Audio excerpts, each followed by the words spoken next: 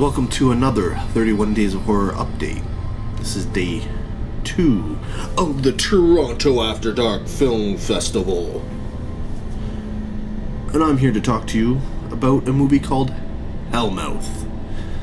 Yes, Hellmouth. Sounds pretty cool, eh? Well, this film is directed by John Geddes. You probably don't know who he is.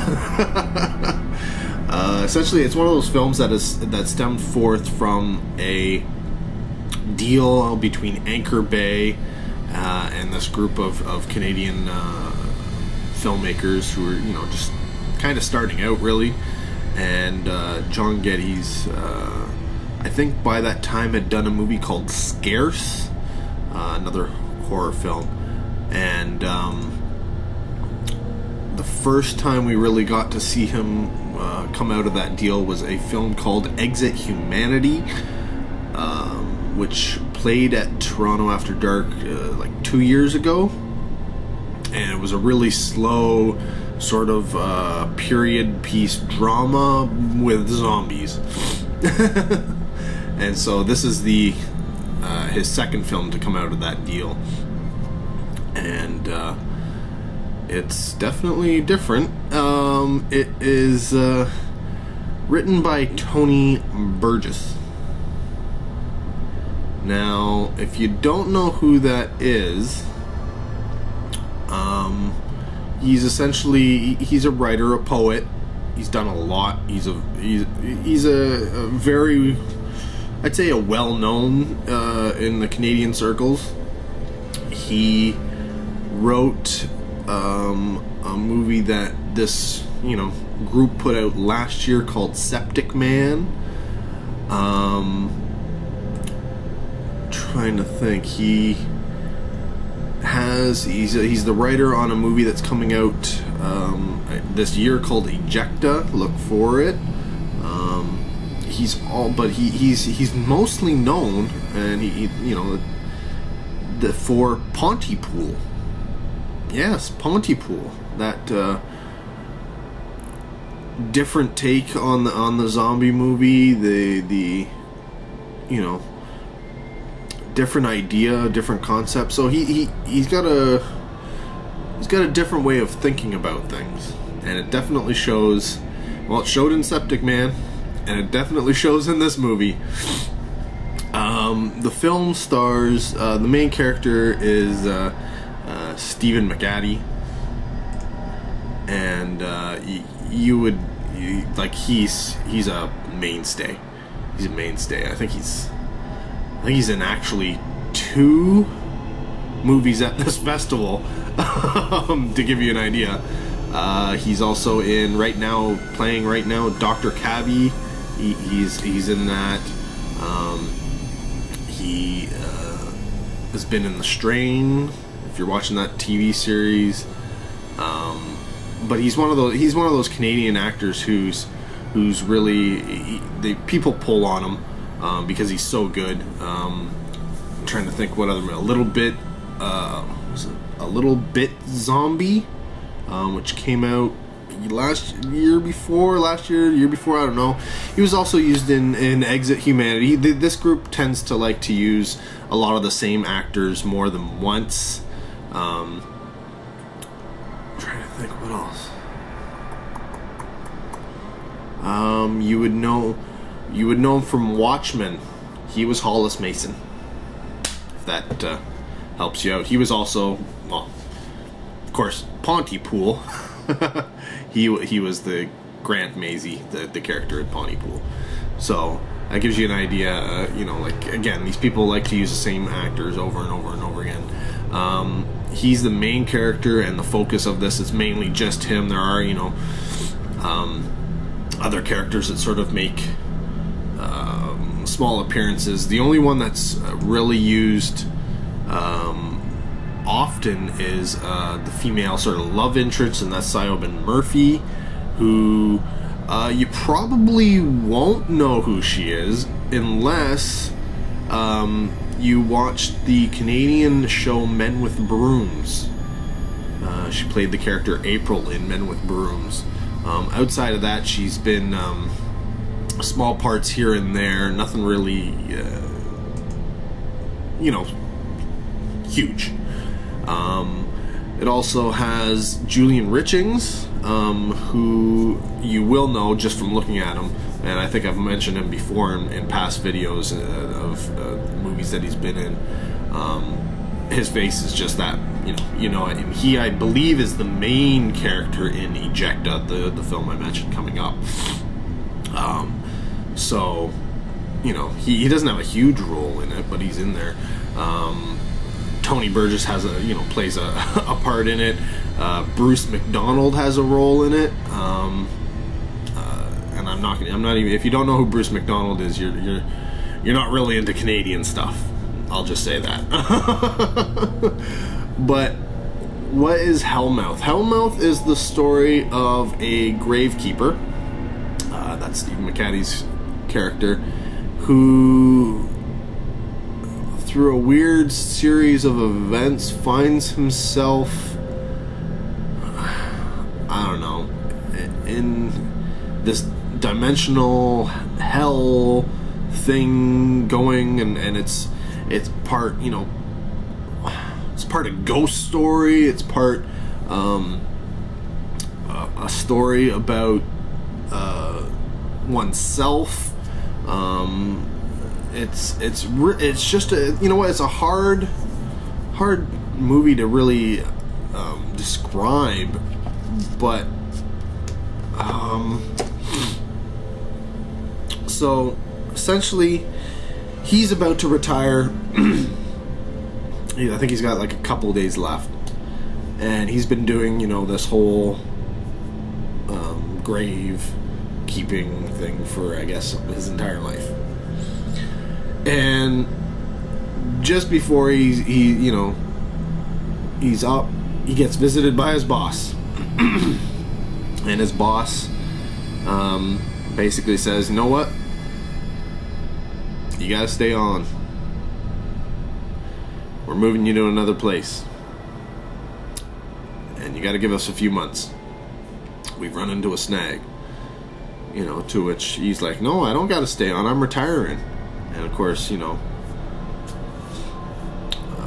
the time period that this is sort of, well, I think it's a non-time period, but being the world that this is set in, he doesn't really have any workers' rights, I'm guessing, because this guy essentially says, well, then we're just going to fire you, and you're not going to get any benefits. And, yeah. Meanwhile, this guy explains to his boss, well, I don't really care, because I'm dying. See, I just want to go live my life and spend the last few years that I have left in Florida. And essentially, I guess it's one of those things where he eventually realizes he just doesn't have enough money to be able to do that, and he kind of does need this, retirement pension that he would have received. So he decides that, yes, okay, fine, it's only going to be a couple months, whatever, I'll do it. And he goes to this other graveyard. And there he meets the woman. And through a series of events, some crazy stuff happens, and she is essentially in hell. And he decides that, he loves this woman, and he's going to rescue her from hell. And yeah, that's essentially the movie. Without getting into it's a little bizarre. I'm not gonna see. It's a little hard to explain everything, but it's a little bizarre. And it's funny. It's shot in the similar style as like Sin City, with a lot of like green screen and crazy things. But it was needed because of the weird visuals that they were going for getting and stuff like that. And I think it was a part of the intentions of what they wanted to portray in the film and how they wanted it to look. The film kind of goes from the 1950s, or even earlier than the 1950s, and kind of progresses up until like the 1980s as you're going through it. Not in a time period sense, but in an aesthetic kind of sense, and what happens in the film. It's really hard to explain, but it sort of starts off with like silent film and moves its way up, you know, through different styles of film, through the ages. You can see the influences of those aspects in the film. Once you've been told that, it's like, oh my god, yes, you're right. I can totally see that. I can see where that came from. And it may not jump out at you right away, but now that you've been told, and if you watch the film, you'll notice it. It's very, very bizarre. The CG ranges. Some of it's really, really good. If there's a creature effect going on, it's not great. But the acting is fantastic. Oh my gosh. That's what happens when you get like solid actors, man. These guys are just banging it out, like awesome. Like everybody's doing their job, like beautiful. The problem comes with this film is from the story, and that's part of the thing with Tony Gurgess is he's a little bit of a whack job. No offense, Tony, but you got some far out ideas, man. And as such, this movie is a little hard to really follow what's going on. It seems straightforward, but then things just start, you know, and you get lost in what's going on and why, and logic, it goes out the window, and next thing you know, you got to start looking metaphorically and try and get in the head of the writer and what he's trying to do, and how the director, and you know what, it's clear that was the case when in the Q&A afterwards, neither the writer nor the director really could explain things. Even Tony kept going, you know what, this is one messed up movie, man. This movie is effed up. Now, if that's the case, come on, guys. Like, if you know that, what you wrote, and you're coming back and going, man, what did I write, man? That's crazy. Yeah. What do you expect the audience to get out of it?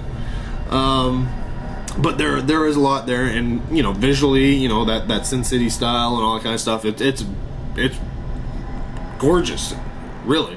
It's really, really crazy and weird looking. So it'll probably come out on video from Anchor Bay. I don't think it's gonna go theatrical. I don't think anybody's gonna see it theatrical. So if it's something that you're interested in, and you know, you liked any of the previous films, be it Pontypool, if you like that, from Tony Gurgess, if you liked Septic Man or Monster Brawl or Exit Humanity, oh, there was one more. I know there's one more. Can't think of it. But yeah, if you liked any of those films from these guys, check it out. And yeah, it's definitely weird. And if you like weird, then yeah, it is your thing. If you're looking for if you like something that's more straightforward, that's gory, that's scary, that's, you know, then no, don't even bother going near this thing. It'll kind of it'll screw with your brain. You just won't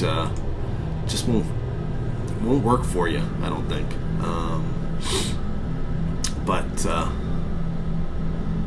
Yeah, I don't know, there isn't much more you can say about Hellmouth. Beautiful film, great acting, weird story. So there you go, guys. That's my take on Hellmouth. Stay tuned. We've got more reviews from Toronto After Dark coming up. So yeah, until the next one, take care. Have a good one.